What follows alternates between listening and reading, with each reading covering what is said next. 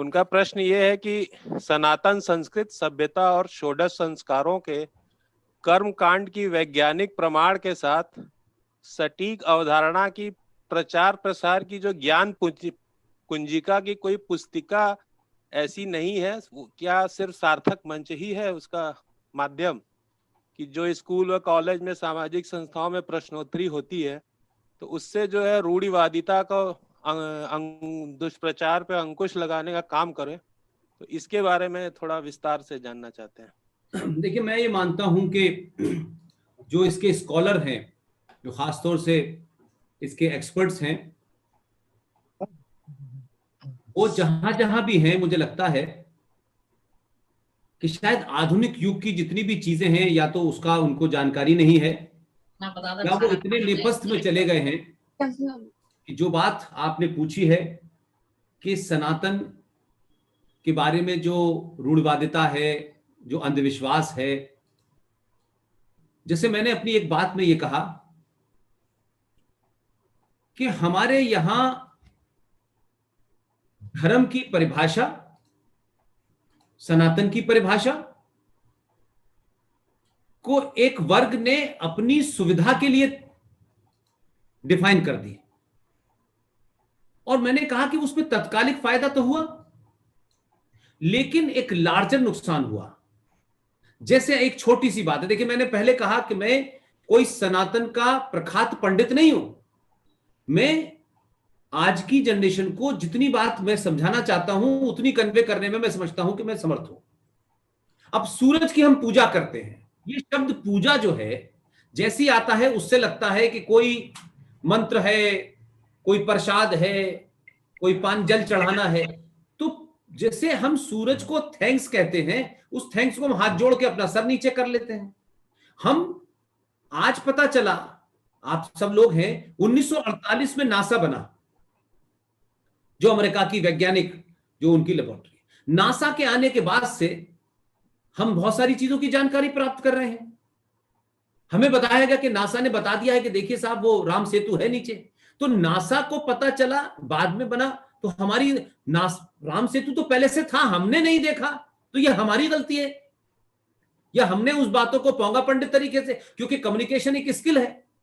तो आज के दौर में जो कम्युनिकेशन है, अगर हम उस बात को समझाएं तो कैसे समझाएं? अब उन लोगों ने जिन कहानियों में समझाया होगा वो उससे पूजा पद्धति से ज्यादा लगता होगा, वो रूढ़िवादी ज्यादा लगता होगा, उन्होंने साइंस नहीं समझी होगी। आप आज भी इस देश में किसी चलते फिरते आदमी से पूछिए कि पीपल की पूजा क्यों करते हो भाई? पीपल देवता। तो पीपल की पूजा हम करते हैं, हमारे ऋषि मुनियों ने हजारों हजारों साल पहले पर्यावरण को ध्यान में रख के कहा कि पीपल एकमात्र ऐसा पेड़ है जो 24 घंटे ऑक्सीजन देता है, और बगैर ऑक्सीजन, उन्होंने ऑक्सीजन शब्द इस्तेमाल नहीं किया होगा, उन्होंने कुछ और इस्तेमाल किया होगा, कुछ और तरह से बात बताई होगी, लेकिन पर्पस तो उसका यही था कि भाई उसकी पूजा करो। पूजा का मतलब क्या है कि आपकी आस्था से जोड़ दिया उन्होंने, कि आप पूजा करने जाएंगे, एक लोटा पानी चढ़ाएंगे, उस पीपल को पानी मिल जाएगा। और उसमें एक और तर्क जोड़ा गया, जिस तर्क की हम कम बात करते हैं, पीपल के नीचे जाकर के पेशाब करना मना है। तो उन्होंने क्या कहा, उनके पीछे पर्पस था, उन्होंने कहा कि पीपल के ऊपर ऐसी आत्माएं रहती है कि जो पेशाब करता है उसको हानि हो जाए, डराने के लिए, क्योंकि वहां अगर जाके आप पेशाब करेंगे तो उसके केमिकल से वो खोखला हो जाएगा, खराब हो जाएगा। और पूजा करेंगे तो आप उस पर पानी चढ़ाएंगे तो उसको पानी मिलेगा और वो 24 घंटे ऑक्सीजन देगा। तो सूरज हमें एनर्जी देता है, बगैर सूरज के एनर्जी के विटामिन डी मिलती है। तो आज हमको विटामिन डी तो आज पता चला ना सर, वो तो हमारे पूरे जीवन शैली के अंदर था ना।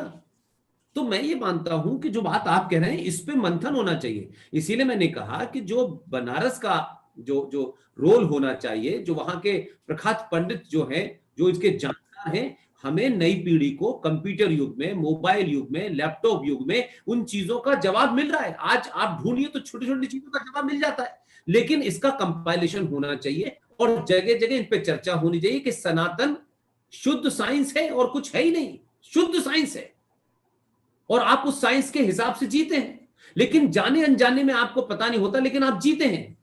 आप सूरज को देख के नमस्ते करते हैं, आज भी करते हैं। तुलसी कोई हिंदुओं का पौधा नहीं है कि तुलसी कोई हिंदू का पौधा है और वो हिंदू पौधा है। तुलसी का पौधा साइंटिफिक है, इसलिए वो बच जाए, वो प्रिजर्व हो जाए। तो प्रिजर्व हम कैसे करते हैं कि जब उसके साथ आस्था जोड़ देते हैं।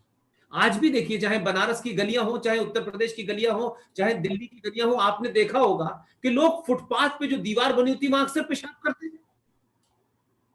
तो पुलिस नहीं रोक पाती, भारत का कानून नहीं रोक पाता, लेकिन आपकी आस्थाओं का इस्तेमाल करके उस दीवारों पे, जहां टाइल्स पे, वहां लक्ष्मी गणेश की तस्वीरों की टाइल्स लगा दी जाती है। आपने अक्सर देखा होगा। अब अगर 100 साल बाद कोई इस बात को कहे तो लोग कहेंगे कि लोग इतने थे, इनसे नफरत करते थे, इसलिए इन पे पेशाब करते थे। उसका इंटरप्रिटेशन गलत हो जाएगा। लेकिन क्योंकि लोग आस्थाओं से ज्यादा डरते हैं, कानून से नहीं डरते, अपने अंदर के उससे डरते हैं कि नहीं ये गलत है, उस गलत के इस्तेमाल को सरकारें भी करती हैं। तो वहां आप रोक नहीं पाए किसी कानून से, तो आपने उन जगह जहां जहां लोग पेशाब करते थे वहां आपने भगवानों की टाइल्स लगा दी। लेकिन इसका इंटरप्रिटेशन 100 साल बाद कुछ गलत भी हो सकता है। इसी तरीके से बहुत सारी चीजें, नासा नहीं था तो उससे पहले भी सर, गांव के गरीब से गरीब घर में 5 रुपए का वो पंचांग, उसे देख के बता देते थे कि किस दिन सूर्य ग्रहण पड़ेगा और इस सूर्य ग्रहण में ये नहीं करना है। वो साइंस नहीं जानता था, लेकिन उसको ही पता था ये नहीं करना है। वो कम्युनिकेट नहीं कर पाया बेचारा। तो हमारे बुजुर्गों ने, उनको जो कम्युनिकेट करना चाहिए था, जिस भाषा में लिखना, वो नहीं कर पाए। और क्योंकि मैंने कहा कि एक लंबे समय का कालखंड ऐसा रहा जब आप सिर्फ सरवाइव करने की जिंदगी जी रहे थे, किसी तरह से सरवाइव कर जाएं। तब आपके सामने ये नहीं था कि आप अपने मूल्यों को समझे, उस साइंस को समझे। तो आपने तुलसी पे जल चढ़ाना, पीपल पे जल चढ़ाना, सूरज को बस इतना ही सीखा, लेकिन ये सब भूल गए कि इसके पीछे की मंशा क्या थी। तो हमने जो उसका मर्म था वो नहीं समझा, रास्ते को पकड़ लिया। आपकी बात बिल्कुल सच है, इस पे काम होना चाहिए, उन लोगों को होना चाहिए जो इस विषय के जानकार हैं। और अब तो धीरे धीरे साइंस की तरह सब चीज प्रूफ हो रही है। ये दुनिया भर में, हमारे देश में जो माता मंदिर बनाए जाते थे, इनको माता मंदिर क्यों कहा जाता था?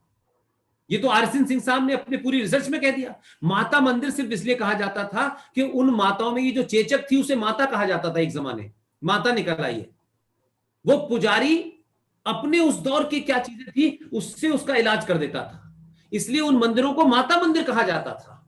आज भी तो मैंने बार बार ये कहा कि हम जब राष्ट्र के प्रति चिंतित होंगे तो हमारी खोज, हमारी पढ़ाई उस राष्ट्र, उस सभ्यता, उन सरोकारों, उस इतिहास के प्रति ज्यादा गंभीर होगी। लेकिन आज हम जो पढ़ाई पढ़ रहे हैं उससे आईएएस और पीसीएस बनता है, डीएम और एसएसपी बनता है।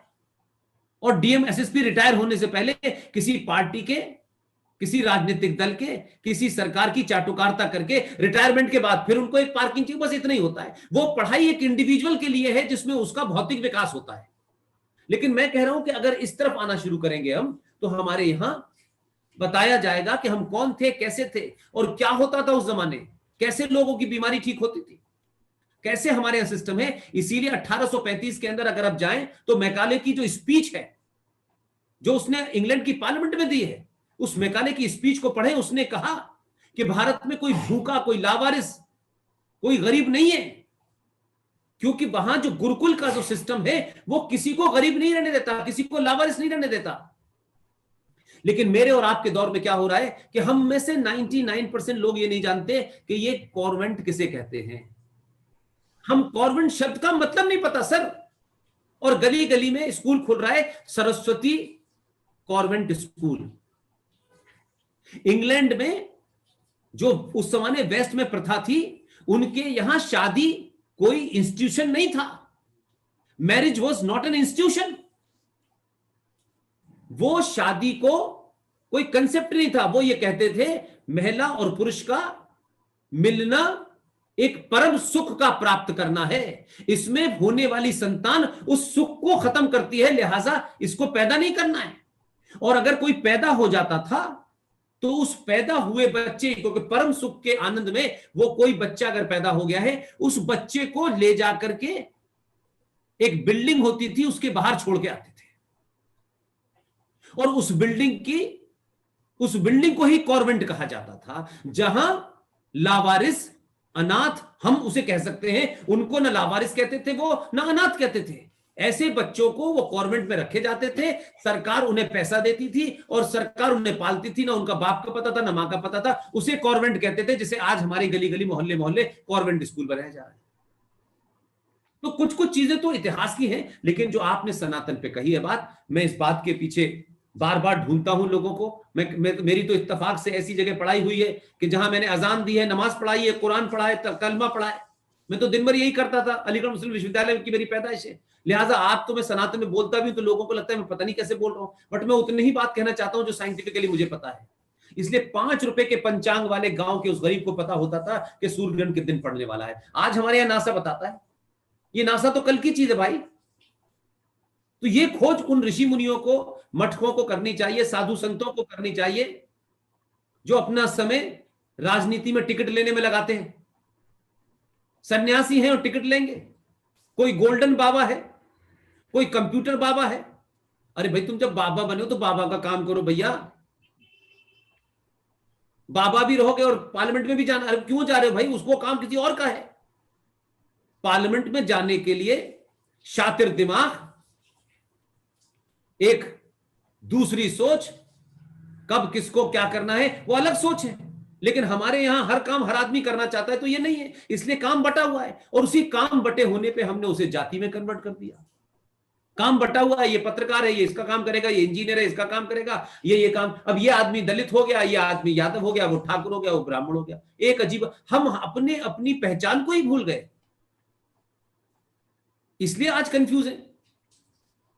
तो इस पे काम होना चाहिए। इसलिए मैंने कहा कि करोड़ों करोड़ों जमीनें हैं, मठ हैं, आश्रम हैं, उसके अंदर ये चलना चाहिए। इसकी एक मुहिम चलनी चाहिए, जो उसके जानकारें चलनी चाहिए, शास्त्रार्थ होना चाहिए, तथ्य लाने चाहिए। और क्योंकि इस दौर में कम्युनिकेशन का दौर है, सब कुछ आपकी उंगलियों पे है और फ्री में है और बहुत महंगा नहीं है। इसलिए आपकी जो सतीश भाई जो बात है, शिशिर भाई, वो महत्वपूर्ण बात है। और मैं बीच बीच में कहता हूं कि जो इसके जानकार हैं उसको एक अलग तरीके से आज की भाषा में आज के युवा को कैसे कम्युनिकेट करना है, ये होना चाहिए।